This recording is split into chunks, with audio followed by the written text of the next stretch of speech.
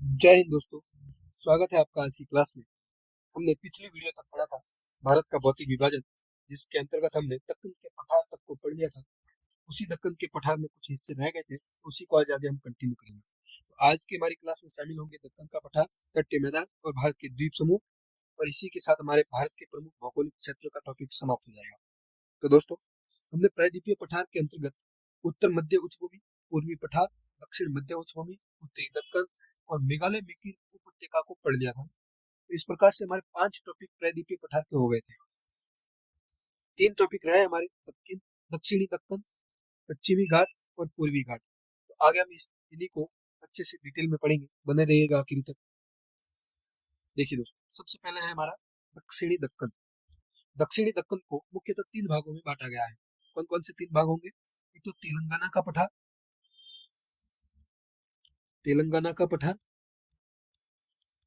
कर्नाटक का पठार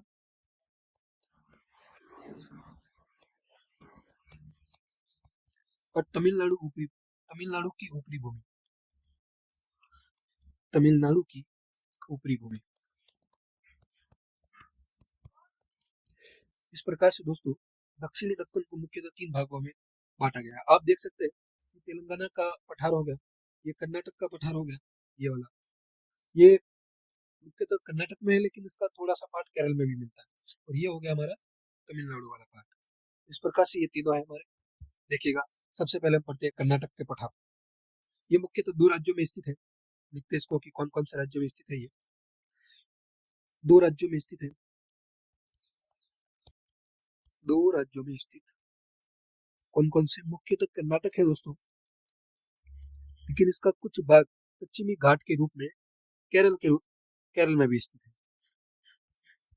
अगर बात की जाए यहाँ की संरचनाओं की, तो यहाँ पर हमें आर्कियन और धारवाड़ क्रम की संरचना मिलती है।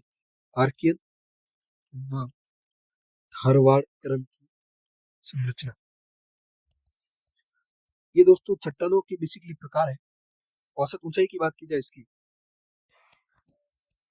तो इसकी औसत ऊंचाई 600 से 900 मीटर है। यहाँ की सर्वोच्च चोटी मुल्लायनगिरी है। ये आप देख सकते हो मुल्लायनगिरी। तो यहाँ की सर्वोच्च चोटी मुल्लायनगिरी, सर्वोच्च चोटी हो जाएगी हमारी मुल्लायनगिरी। इसकी ऊंचाई दोस्तों 1913 मीटर है। यही की ये दोस्तों मुल्लायनगिरी जो है, ये दोस्तों बाबा बुदन की पहाड़ियों में स्थित है। ये लिख देता हूँ, बाबा बुदन की पहाड़ियों में स्थित। बाबा बुदन की पहाड़ियों में स्थित है। यहाँ की दूसरी सर्वोच्च चोटी है। दूसरी चोटी हो जाएगी, सेकेंड चोटी हो जाएगी हमारी कद्रेमुख।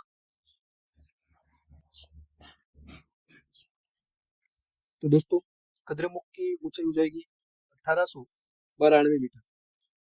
यहाँ की अगर नदियों की बात की जाए, प्रमुख नदियां हो जाएगी हमारी कावेरी और तुंगभद्रा। कावेरी व तुंगभद्रा। आप इमेज में देख सकते हैं, मैप में, ये हमारी कावेरी नदी हो गई और ये तुंगभद्रा नदी, जो कि आगे जाके कृष्णा नदी में मिल जाती है। और यहीं पे बाबा बुदन की पहाड़ियां स्थित है, जिसमें कि मुल्लायनगिरी और कद्रेमुख स्थित है। अब दोस्तों, तेलंगाना के पठार में ज्यादा कुछ खास है नहीं। यहाँ पर एक तो हमें मिलता है, संरचनाओं की बात की जाए चट्टानों की, तो धारवाड़ और कुड़प्पा श्रेणी की। तो ज्यादा कुछ खास बात है नहीं। धारवाड़ व कुड़प्पा संरचनाएं मिलती है। अब बात करते हैं दोस्तों तमिलनाडु की भूमि की, तो ये सह्याद्री और तटीय मैदानों के बीच में स्थित है। लिख देते हैं यहाँ पर सह्याद्री वही पश्चिमी घाट, सह्याद्री व तटीय मैदान के बीच में स्थित के मध्य में तमिलनाडु उच्च भूमि स्थित है। यहाँ पर दोस्तों अगर चट्टानों की बात की जाए, तो आर्कियन चट्टानें मिलती है। किसी और वीडियो में बात करेंगे चट्टानों के बारे में, ध्यान रखिएगा। आर्कियन चट्टान। यहाँ की सबसे महत्वपूर्ण भू आकृतिक संरचना है पाल घाट। दर्रा है बेसिकली, पाल घाट। दर्रा है। ये कोयम्बटूर और अन्नामलाई के मध्य में स्थित है। कोयम्बटूर व अन्नामलाई के मध्य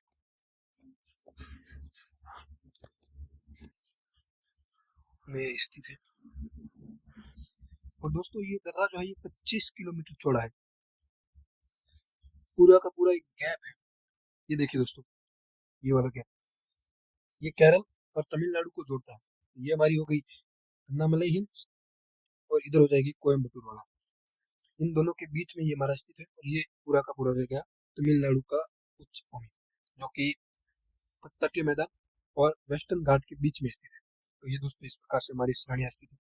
आगे बढ़ते हम देखते हैं पश्चिमी घाट। हमने दोस्तों भारत के भौतिक विभाजन के तहत 8 विभाजन पढ़े थे। 6 विभाजन हमारे दक्षिण के पठार तक हो गए, प्रायद्वीपीय पठार तक। अब हमारा 7वां भौतिक विभाजन है पश्चिमी घाट। तो दोस्तों ये था हमारा दक्षिणी दक्कन। अब हम आगे बात करते हैं प्रायद्वीपीय पठार के 7वें हिस्से के बारे में, जो कि पश्चिमी घाट। अगर दोस्तों इसके विस्तार की बात की जाए तो इसका विस्तार तापी नदी से लेकर के, तापी नदी गुजरात में, तापी नदी से लेकर के कन्याकुमारी यानी कि तमिलनाडु तक, तापी नदी से कन्याकुमारी तक स्थित है। अगर इसकी लंबाई की बात की जाए तो 1600 किलोमीटर लंबाई में ये फैला है सतत रूप से। बीच में इसके कहीं पर भी विभाजन नहीं है। लंबाई 1600 किलोमीटर। अगर दोस्तों इसकी ढाल की बात की जाए तो इसके पश्चिमी ढाल एकदम खड़े ढाल है, वही पूर्वी ढाल एकदम सरल ढाल है। तो आगे देखते हैं यहाँ पर प्रमुख नदियों का उद्गम होता है। उद्गमित होने वाली नदियां कौन कौन सी है? उद्गमित नदियां तो यहाँ पर मुख्यतः गोदावरी, कृष्णा व कावेरी नदियों का उद्गम होता है यहाँ से, जो कि ये बंगाल की खाड़ी की ओर प्रवाहित होती है। अगर दोस्तों विस्तार के अंतर्गत ही बात की जाए तो ये 6 राज्यों में फैला हुआ है। 6 राज्यों में कौन कौन से राज्य हो जाएंगे हमारे? गुजरात,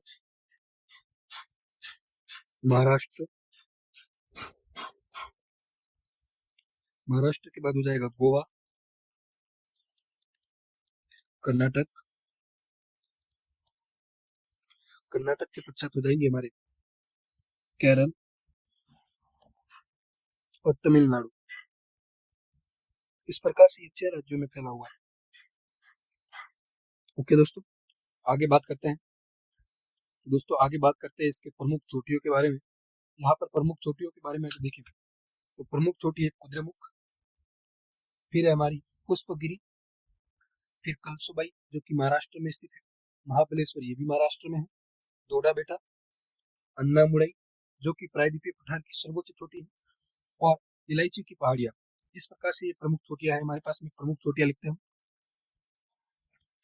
प्रमुख चोटियां। तो प्रमुख चोटी हो जाएगी हमारी, बात करें हम अगर तो सबसे पहले है कद्रेमुख या कुद्रेमुख, जिसकी ऊंचाई लगभग 1892 मीटर है। पुष्पगिरी,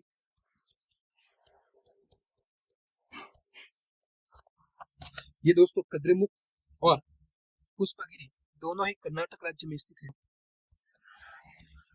अब अगर आप बात करें हम महाराष्ट्र की प्रमुख चोटियों के बारे में तो उसके अंदर हो जाएगी कलसुबाई, कलसुबाई और महाबलेश्वर।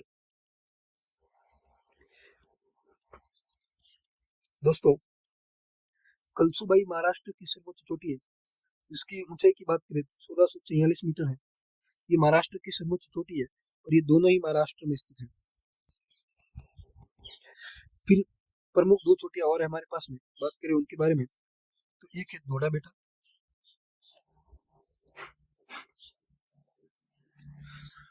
जो कि नीलगिरी पहाड़ी की सर्वोच्च चोटी है। ये इसकी ऊंचाई 2636 मीटर है।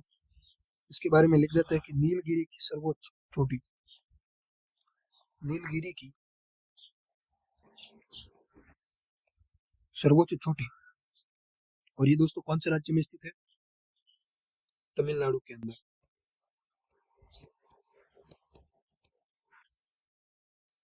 आगे दोस्तों बात करते हैं हमारी सबसे प्रमुख चोटी है देखते हैं उसके बारे में।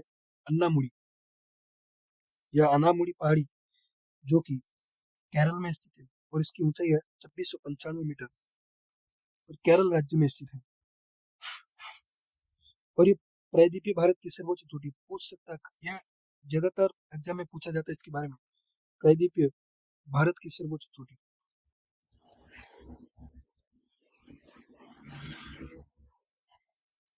और दोस्तों अन्य पहाड़ी के बारे में बात की जाए तो हमारी इलायची की पहाड़ी है। आगे हम देखते हैं कि इस पश्चिमी घाट के अंदर कौन कौन से दर्रे स्थित हैं, यानी कि आर पार जाने के लिए कौन कौन से रास्ते हैं, इनके बारे में देखते हैं एक बार। तो प्रमुख दर्रे हैं थाल घाट, एक तो है जो कि महाराष्ट्र में स्थित है, ये मुंबई और पुणे को जोड़ता है। सॉरी, ये मुंबई और नासिक को जोड़ता है। दूसरा दर्रा हो जाएगा हमारा भोर घाट जो कि मुंबई और पुणे को जोड़ता है। एक बात दोस्तों थाल घाट के बारे में कि इसमें नेशनल हाईवे नंबर 3 भी स्थित है। और दोस्तों इसी में दक्षिण में स्थित है हमारा पाल घाट जो कि कोयम्बतूर और कोच्चि को जोड़ता है। इसके बारे में हमने बात की थी आगे। और अगला दर्रा है हमारा चेनकोट्टा दर्रा, यह तमिलनाडु और केरल को जोड़ता है आपस में। इनके बारे में लिखते हैं। तो प्रमुख दर्रे हो जाएंगे हमारे प्रमुख दर्रे। पहला दर्रा हो जाएगा घोर घाट, किस किस के बीच में स्थित है, मुंबई और पुणे, मुंबई से पुणे। फिर आगे बात करें थाल घाट। थाल घाट नासिक और मुंबई के बीच में, नासिक से मुंबई, यहाँ पर नेशनल हाईवे स्थित है, नेशनल हाईवे नंबर 3 स्थित है, NH 3। आगे बात करें पाल घाट की, तो पाल घाट के बारे में देखते हैं। पाल घाट कोयम्बतूर और कोच्चि को जोड़ता है, कोयम्बटूर और कोच्चि। और चेनकोट्टई के बारे में बात की जाए, चौथा हो जाएगा हमारा चेनकोट्टई। चेनकोट्टई यह तमिलनाडु और केरल को आपस में जोड़ता है।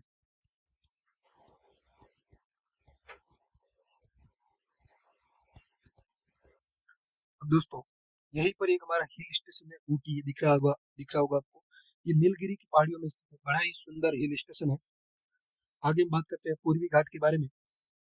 पूर्वी घाट जैसे हमने देखा था पश्चिमी घाट उत्तर से दक्षिण के क्रम में पूरा का पूरा सतत रूप से बीच में बिना किसी विखंडन के स्थित है, लेकिन उसी के विपरीत पूर्वी घाट उत्तर से दक्षिण में स्थित तो है लेकिन ये श्रृंखलाबद्ध नहीं है। बीच बीच में इसमें नदियों के अपरदन से गैप हो गए बहुत सारे, तो ये असतत श्रृंखला के रूप में है। तो इनके बारे में देखते हैं। तो दोस्तों पूर्वी घाट की अगर ऊंचाई की बात की जाए तो इसकी ऊंचाई है औसत बात करेंगे हम, औसत ऊंचाई 600 मीटर। और खास बात है इसकी असतत श्रृंखला है। क्यों है असतत? क्योंकि जो पश्चिमी घाट की जो नदियां हैं गोदावरी, कृष्णा, कावेरी और अन्य बहुत सारी बड़ी नदियां, वो नदियां बंगाल की खाड़ी की ओर प्रवाहित होती है और बीच में पूर्वी घाट स्थित है और उसको अपरदित करते हुए वो नदियां बहती है। तो इसी कारण ये पूरी तरह से सतत रूप में नहीं है। अगर बात की जाए सर्वोच्च चोटी की तो इसकी सर्वोच्च चोटी हो जाएगी हमारी सर्वोच्च चोटी। सर्वोच्च चोटी जिंदगड़ा है जिसका अन्य नाम है अरमाकोंडा, अन्य नाम भी लिख देते हैं अरमाकोंडा। जिंदगड़ा जो है वो उसका स्थानीय नाम है अरमाकोंडा। इसकी ऊंचाई 1690 मीटर है। अन्य चोटियों के बारे में बात की जाए तो एक तो हो जाएगी हमारी देवोड़ी मुंडा और महेंद्रगिरी। अगर दोस्तों बात की जाए कि कौन कौन से राज्यों में फैला हुआ है, इसके राज्य देखें हम तो ये उड़ीसा, आंध्र प्रदेश, तेलंगाना, कर्नाटक और तमिलनाडु में स्थित है। अब अब दोस्तों देखते हैं कि इस दक्कन के पठार में कौन कौन से हिल स्टेशन स्थित हैं। तो हमने ऊटी के बारे में पढ़ा था, उसी के प्रकार में बहुत सारे हिल स्टेशन भारत में है। प्रायद्वीपीय पठार के बारे में बात कर रहे हैं तो सबसे पहले हमारा कोडेकनाल जो तमिलनाडु में है, दूसरा ऊटी वो भी तमिलनाडु में है, बड़ा ही सुंदर हिल स्टेशन है ये ऊटी। फिर है खंडेला महाराष्ट्र में, माथेरन महाराष्ट्र में, पंचमढ़ी जो कि मध्य प्रदेश में, और राजस्थान में स्थित है माउंट आबू। तो इस प्रकार से ये प्रायद्वीपीय पठार के प्रमुख हिल स्टेशन है। आगे हम देखते हैं तटीय मैदान। ये हमारे प्रायद्वीपीय सॉरी यह हमारे भारत के भौतिक विभाजन के तहत पांचवा हिस्सा है। हमने 4 हिस्सों के बारे में पढ़ लिया है, जिसके अंदर हिमालय, उत्तरी विशाल मैदान, थार का मरुस्थल और दक्कन का पठार था। अब हम पढ़ते हैं तटीय मैदान। तटीय मैदान को मुख्यतः 2 भागों में बांटा गया है, पश्चिमी तटीय मैदान और पूर्वी तटीय मैदान।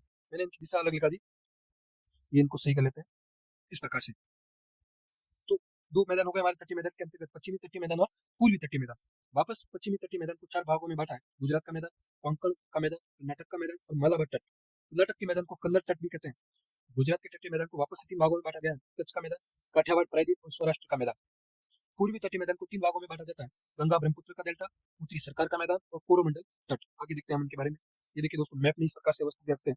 ये पश्चिमी तट है जो कि समुद्री तट और पश्चिमी घाट के मध्य में स्थित है, और यह है पूर्वी घाट जो कि पूर्वी मैदान है जो कि पूर्वी घाट के पूर्व में स्थित है। आगे देखते हैं पश्चिमी तटीय मैदान। इनको हमने देख लिया कि ये 4 भागों में बटा हुआ है। गुजरात का मैदान हो गया, फिर कोंकण का मैदान हो गया, कर्नाटक का मैदान हो गया, और फिर हो गया मालाबार तट या केरल का मैदान। तो आगे देखते हैं इनके बारे में, पढ़ते हैं आराम से विस्तार से। बेसिकली दोस्तों, तटीय मैदान का निर्माण के बारे में बात की जाए तो तटीय मैदान का निर्माण इयोसीन कल्प में हुआ था।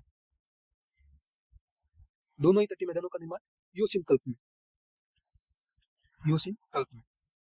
कभी कभार ये प्रश्न पूछा जा सकता है। और यहाँ पर जलोढ़ का निक्षेपण अभी भी जारी है, लेकिन सर्वप्रथम ये जलोढ़ निक्षेपण कब से शुरू हुआ? तो जलोढ़ का निक्षेपण जो है ये प्लियोसीन काल से शुरू हुआ। प्लियोसीन काल से शुरू, यानी कि अभी तक चल रहा है, नदियों के द्वारा जलोढ़ मृदा का निर्माण हो ही रहा है। देखते हैं इनके बारे में आगे पढ़ते हैं। पश्चिमी तट मैदान जो है, पश्चिमी तटीय मैदान, इसके बारे में अगर बात की जाए तो ये बेसिकली सह्याद्री और अरब सागर के बीच में स्थित है। सह्याद्री यानी कि पश्चिमी घाट, सह्याद्री व अरब सागर के मध्य में स्थित है। अगर दोस्तों बात की जाए इसकी लंबाई की, तो इसकी लंबाई है 1400 किलोमीटर।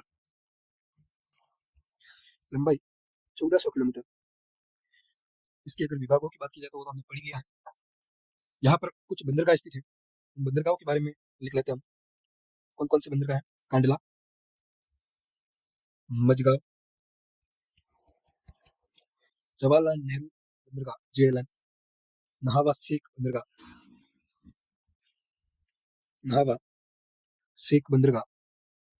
मरमा बंदरगाह, फिर हो जाएगा मैंगलोर बंदरगाह, क्योंकि पश्चिमी जो तट है ये बंदरगाहों की दृष्टि से सर्वश्रेष्ठ स्थिति रखता है। और कोचिन का बंदरगाह, क्योंकि बंदरगाह बनाने के लिए तटीय रेखा का कटापटा होना जरूरी है और तटीय मैदान गहरे होने चाहिए, तो ये अपनी स्थिति बहुत अच्छी रखता है। आगे में इनके विभाजनों के बारे में, तो इसके विभाजन हमने देखे थे, गुजरात का तटीय मैदान, कोंकण का मैदान, कर्नाटक का मैदान और केरल का मैदान। एक एक को लेते हैं। पहला हो जाएगा हमारा गुजरात का मैदान। तो हम सबसे पहले गुजरात का मैदान लिखते हैं। गुजरात का मैदान ये 3 भागों में बांटा हुआ है इसे वापस। तो देखते हैं तो गुजरात के मैदान के बारे में। गुजरात का मैदान बेसिकली साबरमती, माही व लूणी नदी के जलोढ़ निक्षेपणों से निर्मित है। माही व लूणी नदी के निक्षेप से निर्मित है।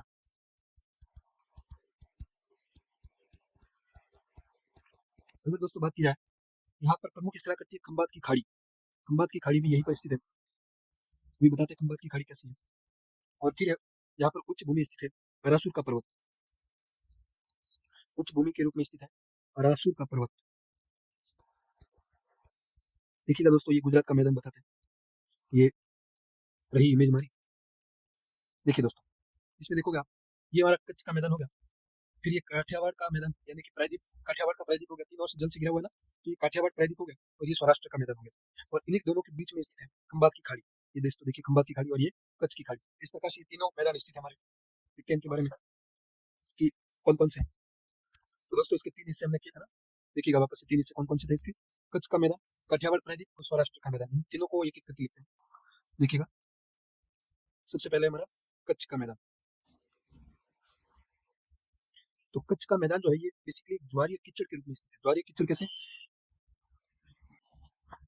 बेसिकली ज्वारीय कीचड़ का मतलब होता है कि जब समुद्र का जल ज्वार भाटे के रूप में बार बार स्थल रूप में आता रहता है, तो एक प्रकार से कीचड़ की अवस्थिति बन जाती है, उसी को कहते हैं ज्वारीय कीचड़। तो ये ज्वारीय कीचड़ के रूप में स्थित है और यही पर स्थित है कच्छ की खाड़ी, जो कि कच्छ के मैदान को काठियावाड़ प्रायद्वीप से अलग करती है। तो कच्छ की खाड़ी स्थित है। आगे हम देखते हैं दूसरा हिस्सा हमारा कौन सा था, काठियावाड़ प्रायद्वीप। इसके बारे में देखें तो ये दोनों ओर से घिरा हुआ है कच्छ की खाड़ी और खंबात की खाड़ी से। कच्छ की खाड़ी व खंबात की खाड़ी से घिरा हुआ,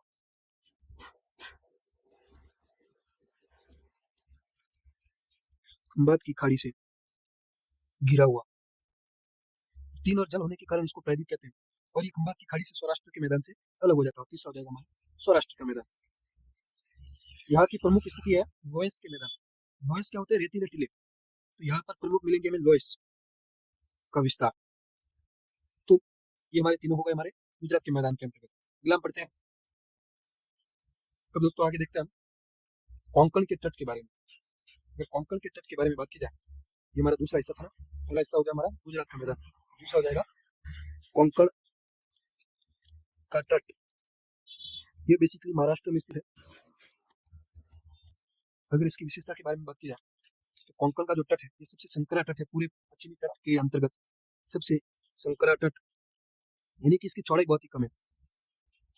कितनी चौड़ाई है इसकी अगर बात की जाए तो इसकी चौड़ाई है 8 से 25 किलोमीटर चौड़ाई। और इसकी लंबाई के बारे में बात की जाए तो इसकी लंबाई है 530 मीटर। अब अगर बात की जाए दोस्तों ये कहाँ से कहाँ तक फैला हुआ है, तो ये दमन से गोवा तक, दमन से गोवा तक, गोवा तक विस्तारित। हम दोस्तों यह लिख सकते हैं कि ये महाराष्ट्र और गोवा दो राज्यों में स्थित है।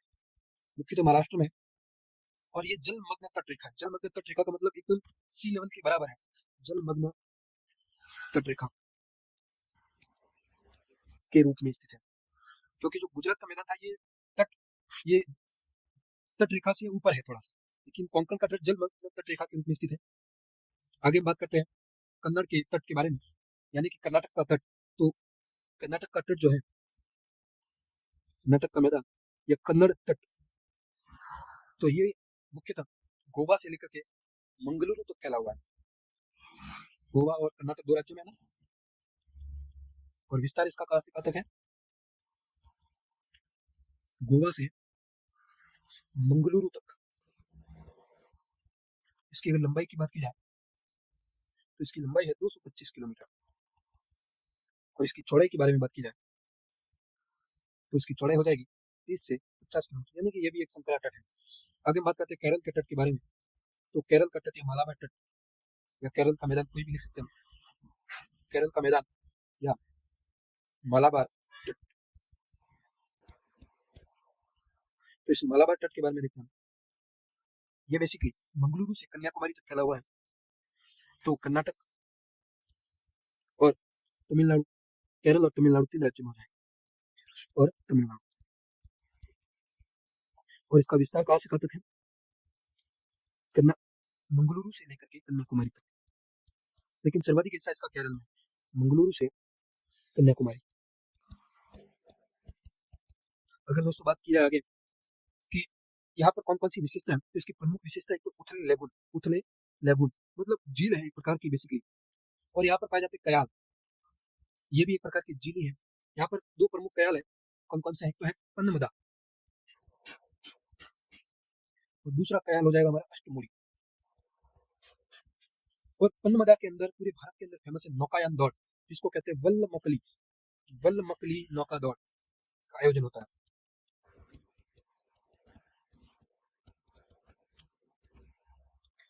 ये देखिएगा दोस्तों, आप मैप में देख सकते हैं कि ये जो इस प्रकार से ये लंबी लंबी तटरेखा है ना, इन्हीं को कहते हैं कयाल या लेक। ठीक है, ये जैसे अष्टमुड़ी हो गया इसी प्रकार से। आगे हम देखते हैं पूर्वी तटीय मैदान के अंतर्गत।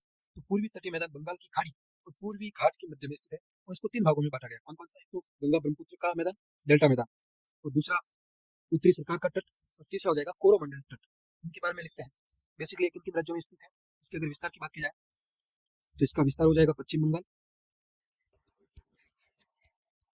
पश्चिम बंगाल, ओडिशा,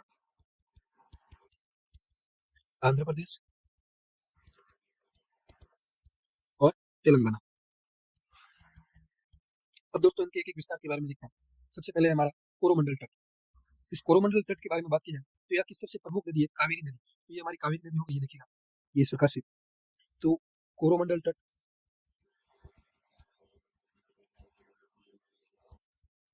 यहाँ की प्रमुख नदी कौन सी हो जाएगी? कावेरी नदी। आपको अलग से पूछा जा सकता है। अब दोस्तों बात की जाए कौन कौन से राज्यों में फैला हुआ है, तो ये आंध्र प्रदेश और तमिलनाडु में फैला हुआ है। आंध्र प्रदेश और तमिलनाडु। यहाँ का सबसे फेमस बीच है मेरीना बीच, प्रसिद्ध। कौन सा यहाँ पे? मेरीना बीच, जो कि चेन्नई में स्थित है। यहाँ पर प्रमुख बंदरगाहों की बात की जाए तो यहाँ पर बंदरगाह कौन कौन से रहेंगे? एक तो चेन्नई का बंदरगाह और तूतीकोरिन का बंदरगाह। तो इस प्रकार से ये दो बंदरगाह स्थित है हमारे पास में। आगे हम देखते हैं उत्तरी सरकार तट के बारे में। उत्तरी सरकार तट के बारे में बात की जाए तो यहाँ पर प्रमुख नदियां हैं। उत्तरी सरकार तट हेडिंग डाल लेते हैं हमारी, उत्तरी सरकार तट। अगर विस्तार की बात की जाए तो इसका विस्तार मुख्यतः उड़ीसा और आंध्र प्रदेश में है। उड़ीसा व आंध्र प्रदेश। अगर दोस्तों बात की जाए यहाँ पर प्रमुख नदियों के बारे में तो यहाँ की प्रमुख नदियां हो जाएगी, प्रमुख नदियां महानदी, गोदावरी और कृष्णा। यहाँ पर प्रमुख बंदरगाहों के बारे में बात की जाए तो यहाँ पर प्रमुख बंदरगाह है हमारे, एक तो पारादीप बंदरगाह और दूसरा हो जाएगा विशाखापट्टनम। अब हमारा अगला तट है, ये गंगा और ब्रह्मपुत्र का डेल्टाई मैदान। ये मुख्यतः पश्चिम बंगाल में स्थित है। देख लेते हैं इसकी हेडिंग, गंगा ब्रह्मपुत्र का डेल्टाई मैदान। ये मुख्यतः पश्चिम बंगाल में स्थित है। नदी आपको पता ही है, गंगा और ब्रह्मपुत्र, और गंगा की दूसरी शाखा हुगली नदी पश्चिम बंगाल में स्थित है। यहाँ पर सुंदरबन डेल्टा स्थित है, इसलिए यहाँ पर मैंग्रोव वन भी पाए जाते हैं, मैंग्रोव वन पाए जाते हैं। बंदरगाहों की बात की जाए तो दो प्रमुख बंदरगाह विश्व प्रसिद्ध, एक तो कोलकाता का बंदरगाह और हल्दिया बंदरगाह। पश्चिम पूर्वी घाट पर दोस्तों ज्यादा बंदरगाह विकसित नहीं होते। कारण क्या? क्योंकि यहाँ के जो तट है वो उतले हुए तट है, गहरे तट नहीं है, जिस कारण यहाँ पर बंदरगाहों का विकास नहीं हुआ। अब हमारे भारत के भौतिक विभाजन के तहत छठा हिस्सा है द्वीप समूह। तो द्वीप समूह के बारे में पढ़ते हैं। आपको पता ही है कि भारत के अंदर दो प्रमुख द्वीप समूह है, एक तो अंडमान निकोबार द्वीप समूह और दूसरा लक्षद्वीप का द्वीप समूह। इन दोनों के बारे में देखते हैं। तो दोस्तों अंडमान निकोबार जो द्वीप समूह है, इसके अंदर टोटल 837 द्वीप है। कितने द्वीप है? 837 द्वीप।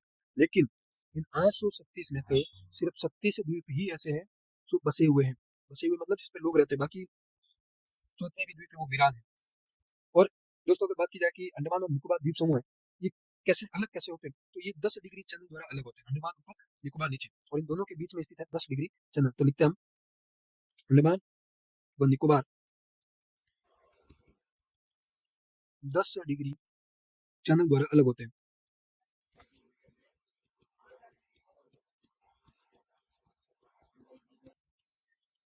अब दोस्तों आगे बात की जाए, यहाँ पर एक प्रमुख बंदर ज्वालामुखी स्थित है, पैरन ज्वालामुखी। ये कहाँ स्थित है? अंडमान में। और भारत का सबसे दक्षिणी पॉइंट इंदिरा पॉइंट, ये कहाँ स्थित है? निकोबार में। ये बैरन ज्वालामुखी भारत का एकमात्र ज्वालामुखी है, सक्रिय ज्वालामुखी। अब ये दोनों हो गए हमारे अंडमान निकोबार द्वीप समूह। लक्षद्वीप के बारे में बात की जाए तो ये लक्षद्वीप की इमेज, ये है लक्षद्वीप हमारा। ये लक्षद्वीप जो है, यहाँ पर मुख्यतः 3 द्वीप है हमारे मुख्य। वैसे तो यहाँ पर टोटल द्वीपों की बात की जाए तो टोटल द्वीप है 36। टोटल द्वीप कितने हो जाएंगे? कुल द्वीप है 36। यहाँ पे दोस्तों छोटा सा करेक्शन करना चाहूंगा, ये 36 नहीं थे, यहाँ पर सिर्फ 31 द्वीप ही बसे हुए। ये 36 में कंफ्यूज हो गया था। तो यहाँ पर 36 द्वीप है कुल, और उनमें से सिर्फ बसे हुए द्वीपों की बात की जाए तो टोटल बसे हुए द्वीप कितने हैं? 11। बाकी सब वीरान है। और दोस्तों मुख्य द्वीप कौन कौन से? यहाँ पे 3 द्वीप है। मुख्य द्वीपों के बारे में बात की जाए तो यहाँ पर 3 द्वीप है। एक तो हो जाएगा अंद्रोथ, लिखते हैं हम अंद्रोथ। ये सबसे बड़ा द्वीप है लक्षद्वीप का, सबसे बड़ा। फिर है मिनिकॉय और तीसरा है लक्षद्वीप। और दोस्तों ये 8 डिग्री चैनल द्वारा, 8 डिग्री चैनल द्वारा मालदीव से अलग होते हैं। मालदीव हमारा जो पड़ोसी देश है। इस प्रकार से दोस्तों ये हमारे द्वीप समूह थे। तो दोस्तों इस प्रकार हमने 5 से 6 वीडियो के अंतर्गत हमने भारत के भौतिक विभाजन को अच्छे से समझा, जिसके अंतर्गत हमने हिमालय, उत्तरी विशाल मैदान, थार के मरुस्थल, दक्कन के पठार, तटीय मैदान और द्वीप समूह को बहुत ही विस्तार से पढ़ा। मिलते हैं अगली क्लास में किसी नए टॉपिक के साथ। वीडियो अच्छा लगा तो लाइक और सब्सक्राइब जरूर कीजिएगा। तब तक के लिए जय हिंद, जय भारत।